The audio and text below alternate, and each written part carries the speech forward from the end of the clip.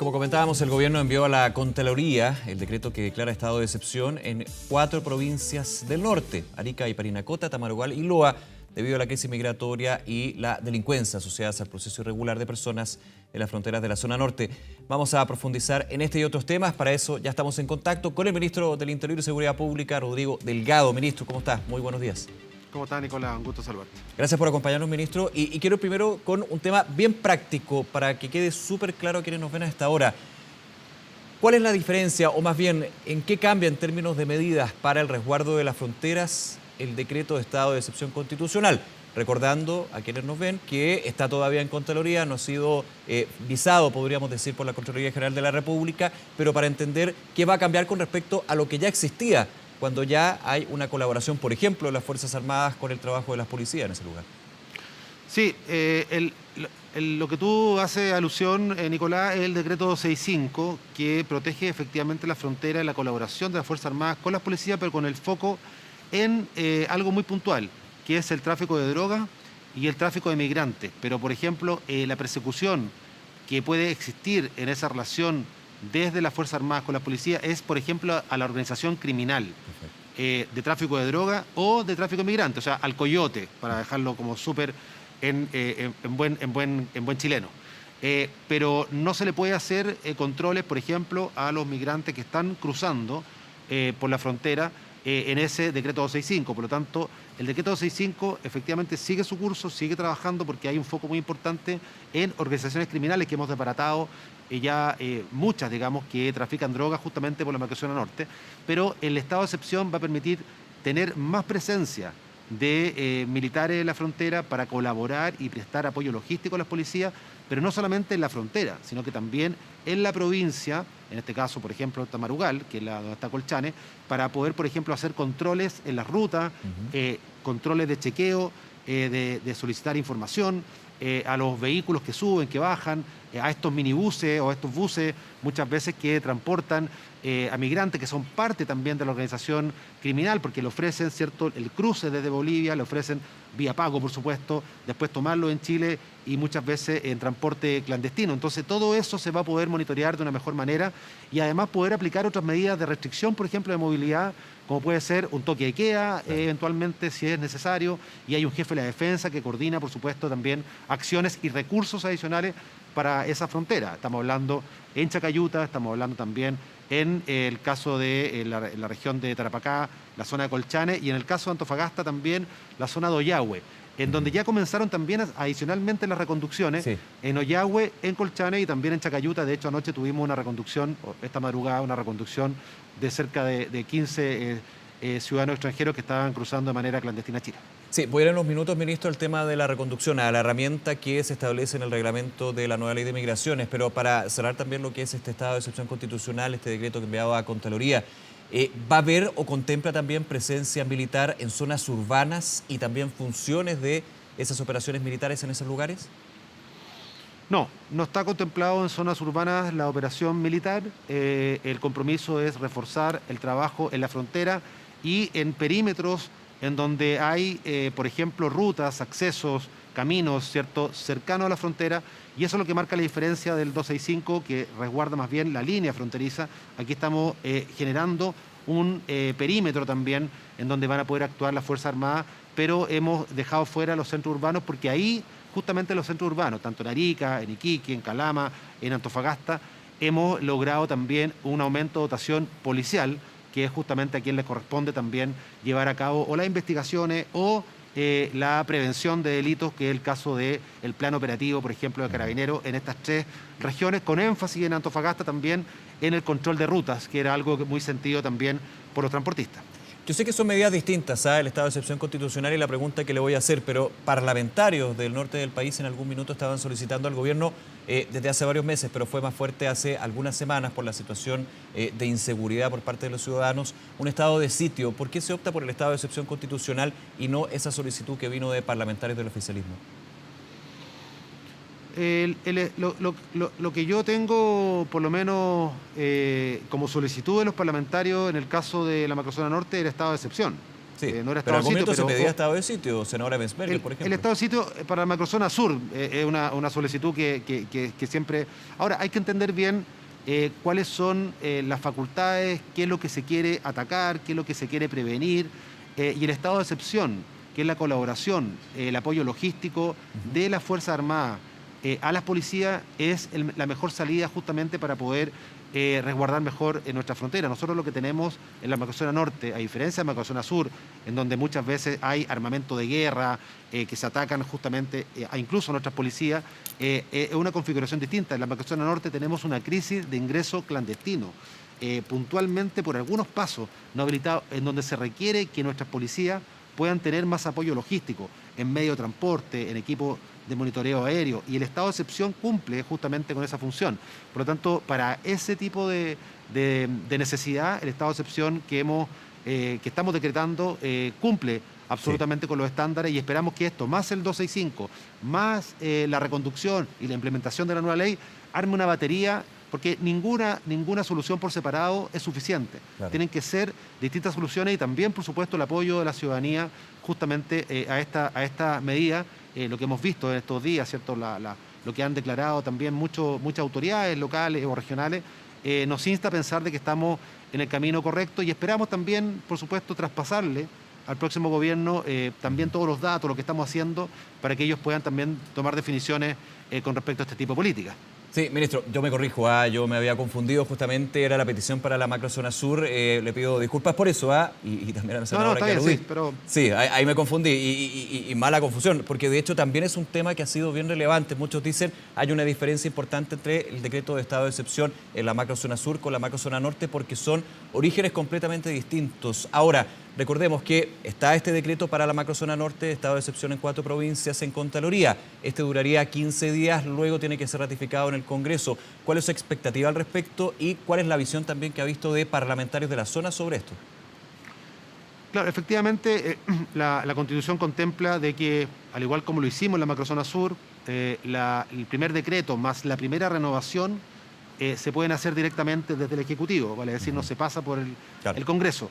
Por lo tanto, si nosotros renovamos el estado de excepción en la macrozona norte, vamos a tener 30 días en definitiva, y después de esos 30 días ya aplicaría la norma de ir al Congreso, vale decir, le correspondería al próximo gobierno hacer la solicitud al Congreso, no a nosotros, sí, porque claro, nosotros vamos a poder hacer una renovación. Pero usted ve que se puede hacer renovado, obviamente va a ser con un gobierno distinto, si toma la decisión o no, y con un Congreso distinto. Me imagino que ya si este gobierno emite el decreto, esperaría, si es necesario, y debido a que la situación migratoria, lo han dicho las autoridades regionales, no se va a arreglar en 15 días, esto debería renovarse. ¿Cuál es la posición al respecto? Bueno, el gobierno electo ha tomado algunas definiciones, o lo que ha manifestado públicamente ha sido que en la macrozona sur no seguirían con estado de excepción. Es un tema que, por supuesto, le compete a ellos, y tendrán que tomar, ¿cierto?, o hacer la vocería cuando corresponda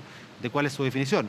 Pero en el caso de la macrozona norte no he visto alguna reacción al respecto, pero nosotros creemos que por lo acotado del estado de excepción, porque efectivamente incluso en las provincias que se han señalado en el decreto no son tampoco toda la provincia, sino que estamos hablando de los bordes fronterizos y los caminos circundantes. Nosotros creemos que es una medida que hay que seguir aplicándola en cuanto no tengamos la certeza de que los flujos migratorios hayan bajado de la manera que esperamos. Ahora, esta solución, Nicolás, tampoco puede hacer prometer que vamos a tener un flujo cero en la frontera. Esto es un tema, mira, un venezolano que va cruzando a Chile hoy día ha pasado al menos 4 o 5 fronteras antes. Esto es un problema regional, un problema... ¿Por qué? Porque los países están preparados, sus ejércitos están preparados para resguardar la frontera, por ejemplo, de ataques enemigos de otros ejércitos, pero no para dispararle a una familia que va cruzando, ¿cierto?, un niño, o una mujer embarazada. O sea, eso... Sí, entonces, acá hay que tomar definiciones que sean más regionales, y lamentablemente esto no lo ha resuelto ni siquiera países o potencias mundiales con muchos recursos al respecto. Vemos lo que está pasando en la frontera de México con Estados Unidos, en Europa ni hablar. Por lo tanto, es una situación mundial que tenemos que trabajarla adecuadamente con otros países, pero también, obviamente, Y por en la eso le hago frontera la y pregunta, también ministro. con lo que ocurre dentro de Chile. Es muy interesante ese punto. Aquí hay un tema mundial y si lo especificamos regional, hay puntos de orígenes que son bastante más difíciles, digamos, de solucionar. Por ejemplo, la situación que se vive en Venezuela. Pero le hago la pregunta, ¿tiene margen de acción o ha tenido o no ha tenido la Cancillería chilena para poder abordar este punto desde la arista regional? Le hago también la pregunta considerando que en su minuto al ex canciller Andrés Salamán se le criticó desde la oposición por no tener una actitud más proactiva para poder, desde su testera, poder, no sé si solucionar, pero sí encauzar medidas y soluciones al problema. Mira, me ha tocado en las últimas semanas tener contacto con las autoridades bolivianas, es algo que por lo menos yo voy a cumplir 1 año, 4 meses ya en el cargo, no he tenido la posibilidad, pese a que hace 1 año atrás recuerdo haber estado en Colchane, en la frontera, estuve con el canciller Alamán en ese entonces, con el ministro de Procuriza, estuvimos haciendo un plan de reforzamiento de frontera y desde ahí que siempre habíamos querido tener una relación más fluida con las autoridades bolivianas, como sí existe, por ejemplo, con las autoridades peruanas. Se firmó en ese tiempo una especie, ¿cierto?, de hoja de ruta que la Cancillería chilena la sacó adelante y recién hace algunas semanas atrás tuvimos una reunión con mi par boliviano, con el ministro de Gobierno boliviano y conversamos acerca de varios temas. Y esta semana vamos a continuar las mesas de trabajo para ver cómo destrabar ciertos protocolos que nos interesan a nosotros, justamente en materia migratoria, de persecución también, de crimen organizado también que opera en Bolivia, justamente trayendo muchas veces migrantes a Chile, y a ellos les preocupan algunos temas que ocurren en Chile. Vamos a tener seguramente avance esta semana para poder tener una mejor relación. Con Perú es bastante más fluida esa relación, bueno, y por supuesto también con Argentina, pero con Bolivia tenemos una situación que mejorar indudablemente. Ministro, nos quedan unos minutos, quiero abordar 2 temas. El primero, reconducción. ¿Cuál es el balance que se ha hecho con respecto a esta herramienta que entrega la nueva norma y ley de migración? Sí, en la zona de Colchane llevamos algo así, porque la información va variando, pero en la zona de Colchane llevamos cerca de 80 o 90 personas ya en proceso de reconducción. En Ollagüe, si bien es cierto, el flujo es menor, fue el primer lugar donde se hizo reconducción, que fue el mismo sábado. Ahí había una pareja de una persona que tenía nacionalidad colombiana, otra persona argentina, pero se recondujeron. Y en el caso de Chacayuta, en la frontera de Arica con Perú, también hemos tenido ya reconducidos efectivos. De hecho, esta madrugada ya se han reconducido cerca de una veintena de personas. Por lo tanto, estamos en un proceso, por así decirlo, también de marcha blanca. Nuestras policías fueron capacitadas con anticipación para que justamente cuando se publicara en el diario oficial pudiésemos operar el mismo día, cosa que así ocurrió.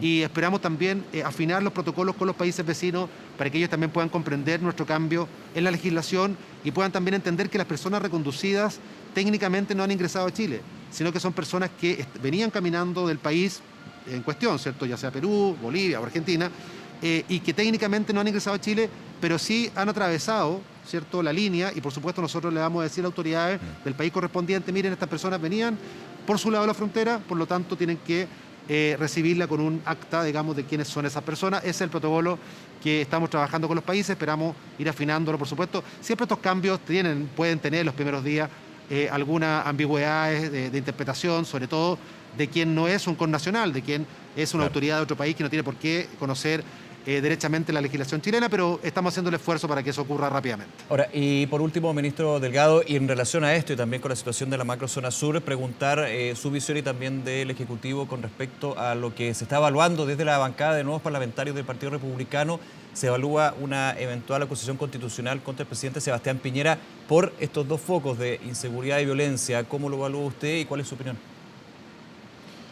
Mire, yo creo que en esto debemos ser serios. Ellos deben tener claro que este gobierno ha tomado definiciones importantes en ambas macrozonas para justamente bajar los niveles de violencia. El año 2021, a pesar de que la percepción ciudadana es distinta, lo sabemos que la gente tiene un temor porque efectivamente los delitos son más violentos, pero el año 2021 logramos, por ejemplo, bajar los delitos de mayor connotación social. Logramos incautar más armas, incautar más droga, desbaratar más bandas criminales que los años anteriores, que el 2020, 2019. Por lo tanto, aquí a alguien puede ser que no le guste el estilo de este gobierno, pero nadie puede decir que no hemos trabajado fuertemente justamente por atacar a los flagelos que son la base de esta tríada: armas, drogas, violencia. Y también hacernos la pregunta, una ley que controla, la ley de control de armas, que sale 14 años después de sus primeras mociones, ¿es un tiempo razonable? O sea, aquí parece ser que es fácil echar la culpa al presidente Piñera de todo, pero hay que analizar la historia. Una ley migratoria, 8 o 9 años esperando. Una ley de control de armas, 14 años esperando. ¿Es razonable ese tiempo para poder sacar adelante proyectos que son tan importantes para el país?